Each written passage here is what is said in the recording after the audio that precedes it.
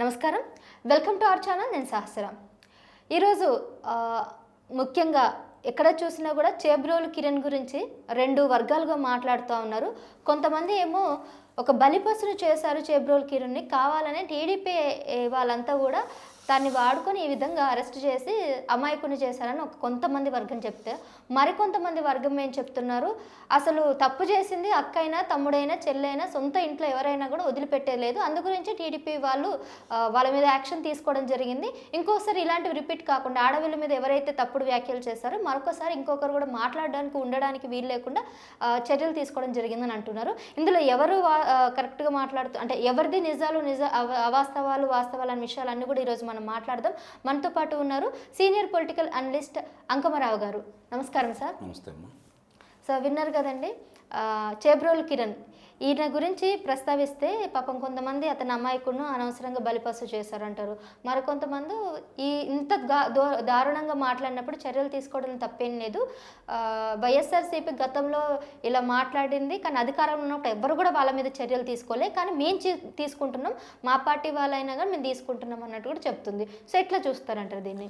అంటే ఇక్కడ మీరు గమనించుకోవాల్సిన అంశం ఏంటంటే, చంద్రబాబు నాయుడు గారు కావచ్చు, లోకేష్ బాబు గారు కావచ్చు, పవన్ కళ్యాణ్ గారు కావచ్చు, గతంలో ఏం మాట్లాడారో ఒకసారి జ్ఞప్తి తెచ్చుకోవాలి. అధికారంలోకి వచ్చిన తర్వాత చాలా స్పష్టంగా వివిధ సందర్భాల్లో సభలు సమావేశాల్లో కావచ్చు, వాళ్ళ అంతర్గత సమావేశాల్లో కావచ్చు, వాళ్ళందరూ ఒకే మాట మీద ఉన్నారు. ఏ పార్టీ వాళ్ళైనా సరే ఆడవాళ్ళ మీద మన పార్టీ వాళ్ళు మాట్లాడినా బయట వాళ్ళు మాట్లాడినా వాళ్ళని ఉపేక్షించకూడదు, ఎట్టి పరిస్థితుల్లో కూడా వాళ్ళ కారాగార వాసమే ఆ రోజే వాళ్ళ చివరి రోజు కావాలి, అంతే తప్ప దాన్ని మనం ప్రోత్సహించకూడదు మన ప్రభుత్వం అని చెప్పని పదే పదే చెప్తా ఉన్నారు.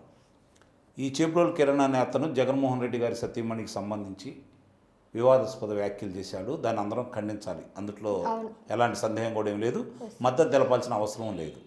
కానీ అతను ఏం చేశాడు, ఆ మరుసటి రోజే పార్టీ అతన్ని సస్పెండ్ చేసిన మరుక్షణమే జగన్మోహన్ రెడ్డి గారికి వారి సతీమణి గారికి నన్ను క్షమించండి, మీ కాళ్ళు పట్టుకుంటానని చెప్పని మళ్ళీ ఒక వీడియో విడుదల చేయడం కూడా జరిగింది. ఇక్కడ ఆంధ్రప్రదేశ్ నుంచి పోలీసులు వచ్చి అతని మీద అభియోగం మోపారన్న సంగతి తెలిసిన తర్వాత ఆంధ్రప్రదేశ్ నుంచి పోలీసులు వచ్చి అతను అదుపులో తీసుకోవాలి. నిజంగా అతను తప్పించుకోవాలని ఆలోచన కనుక ఉంటే, తెలుగుదేశం పార్టీ వాళ్ళే కాపాడుతున్నారనే కనుక అభిప్రాయం కనుక ఉంటే, ఏదో ఒక రాజకీయ నాయకుడు ఇంట్లో అతను లేదంటే వాళ్ళ ఆశ్రమంలో ఉంటే అతను ఈరోజు అతను అదుపులో తీసుకునేవాడు కాదు కదా. తనంతట తాను వాళ్ళ శ్రేణులు అతన్ని చంపుతామని బెదిరిస్తున్నా, ఏదో చేస్తామని చెప్పని విర్రవీగుతున్నా కూడా తనంతట తాను ఆంధ్రప్రదేశ్కి వెళ్ళాడు. తెలంగాణ నుంచి ఆంధ్రప్రదేశ్కి వెళ్ళాడు. ఇక్కడ గమనించుకోవాలి. హైదరాబాద్లో ఉన్న వ్యక్తి నెక్స్ట్ డేనే విజయవాడ ఇబ్రహీంపట్నం అంటే కృష్ణా జిల్లాకు సంబంధించినటువంటి ఉమ్మడి కృష్ణా జిల్లాకు సంబంధించినటువంటి ఇబ్రహీంపట్నంలో అతను అదుపులో తీసుకున్నారు పోలీసు వాళ్ళు. మరి అతను వెళ్ళాడే కదా, వాళ్ళైతే ఇక్కడ రాలేదు కదా. అంటే తను తప్పు చేశానని అతను రియలైజ్ అయ్యాడు. మరి గతంలో మీ ప్రభుత్వంలో ఎవరైనా ఇలా మాట్లాడిన వాళ్ళు, మీ ప్రభుత్వం పోయేంత వరకు ఎవరైనా ఇలా మాట్లాడారా? పోనీ వాళ్ళు మీరు ఎప్పుడైనా అదుపులో తీసుకున్నారా?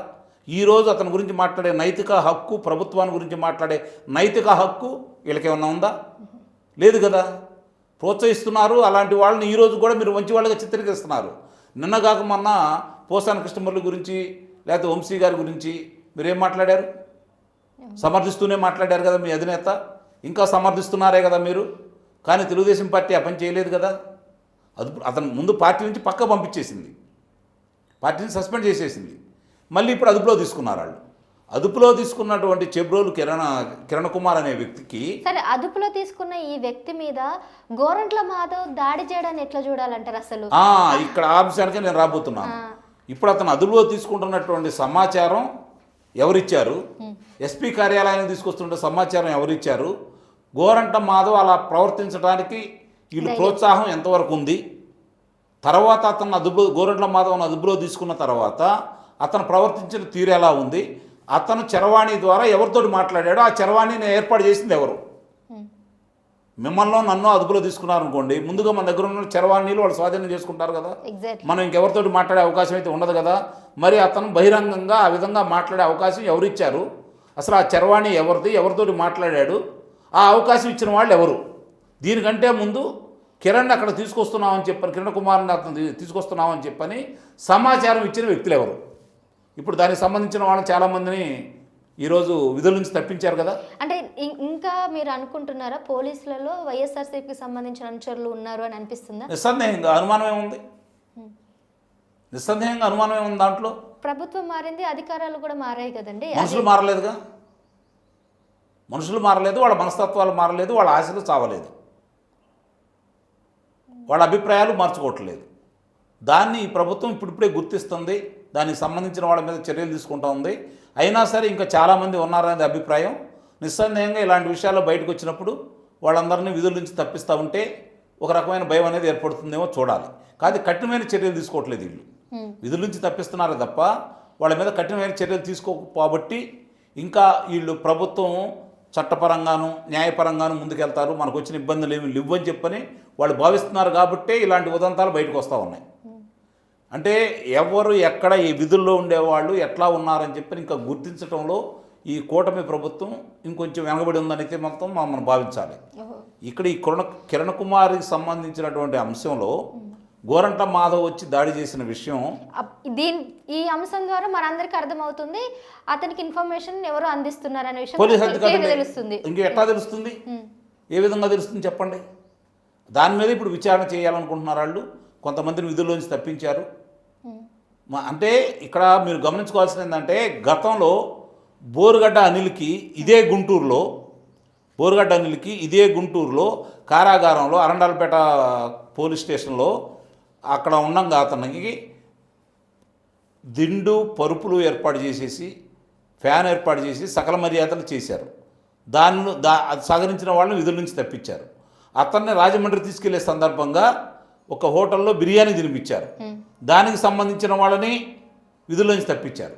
అయినా సరే వీళ్ళు పదే పదే ఇలా చేస్తున్నారంటే ఇంకా ఇలాంటి వాళ్ళు ఎంతమంది ఉన్నారనేది వీళ్ళు గమనించుకోవాలి. దీనికి నాకు తెలిసిన పరిష్కారం ఏందా అంటే నిస్సందేహంగా చెప్తున్నాను, అది కూటమి ప్రభుత్వం వాళ్ళకి ఇబ్బంది అయినా సరే నాకు తెలిసిన పరిష్కారం ఏందంటే గతంలో వైఎస్ఆర్సీపీ పార్టీలో ఉండగా నిజాయితీ పరులు లేదంటే తెలుగుదేశం పార్టీకి మద్దతు తెలుపుతున్నారు లేదా ఆ కులానికి సంబంధించిన వాళ్ళు అని చెప్పని విధుల నుంచి తప్పించి పక్కన కూర్చోబెట్టిన అధికారులు ఉన్నారు చూడండి, వాళ్ళందరినీ తీసుకొచ్చి కీలక బాధ్యతల్లో పెట్టేసి దీన్ని మీరు పరిష్కరించండి అంటే వారం రోజులు అన్ని సమస్యలు వాళ్ళు పరిష్కరిస్తారు.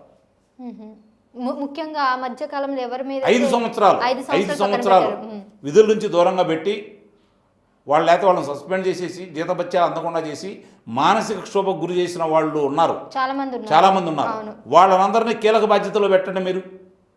ఇలాంటి వాళ్ళను ఎట్లా అదుపు చేయాలో వాళ్ళు చూసుకుంటారు.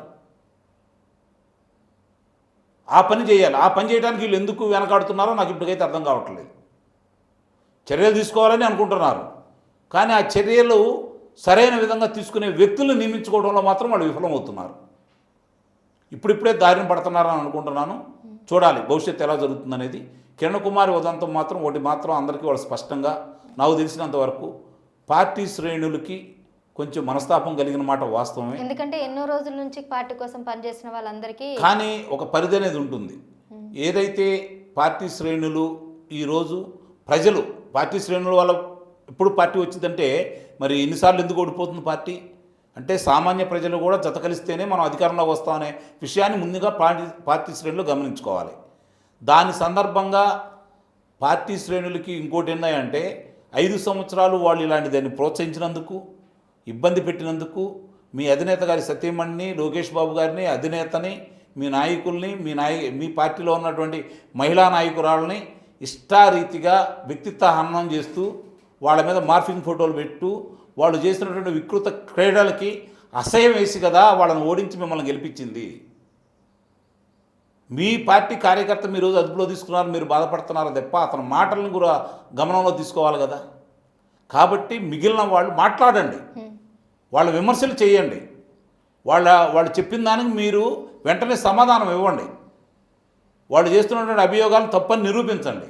అంతేగాని వ్యక్తిత్వ హననాలకి ఇలా చేసే విధంగా మాట్లాడటం మంచి పద్ధతి కాదు అనేదాన్ని తెలుగుదేశం పార్టీ అధినేత మొట్టమొదటి చెబుతున్నాడు. ఆ సాంప్రదాయాన్ని కొనసాగిస్తున్నాడు. ఇవాళైతే కొత్త ఏం కాదు మీకు, ఇది గతంలో చాలాసార్లు జరిగినాయి. అది గమనించుకోండి, ఆయన మనస్తత్వాన్ని అర్థం చేసుకోండి. రాష్ట్ర హితం కోసం కొన్ని త్యాగాలు చేయాల్సిన అవసరం అయితే ఉంది. ఎగ్జాక్ట్లీ. దాన్ని దృష్టి పెట్టుకొని మీరు కూడా సమన్వయంతో ఉండండి. మిగిలిన విషయాల్లో మీరు పోరాడండి. మీ కళ్ళ ముందు కనపడుతున్నటువంటి 5 సంవత్సరాల్లో దోపిడీ చేసిన వాళ్ళు, దొంగతనాలు చేసిన వాళ్ళు, మానభంగాలు చేసిన వాళ్ళు, మీ ఆస్తులు దోచుకున్న వాళ్ళు, గనులు దోచుకున్న వాళ్ళు, ఇసుకను దోచుకున్న వాళ్ళు, మధ్య కుంభకోణంలో పాత్రదారులు అయిన వాళ్ళందరూ మీ కళ్ళ ముందు కనపడుతుంటే మీరు బాధపడుతున్న మాట వాస్తవమే. మీ మీద దాడులు చేసి మీ మీద అభియోగాలు మోపి మిమ్మల్ని కారాగారవాసం చేసిన వాళ్ళు మీ కళ్ళ ముందు ఇప్పుడు ఉండడం వల్ల మీరు బాధపడుతున్న మాట వాస్తవమే. అలాంటి వాళ్ళు కారాగారం వెళ్ళేంత వరకు మీరు నిరసన తెలియజేయండి, పోరాడండి, వాళ్ళని కారాగారంలో పెట్టండి. అప్పుడు మీరు విజయం సాధించినట్టు ప్రజలు కూడా మిమ్మల్ని హర్షిస్తారు. Right sir.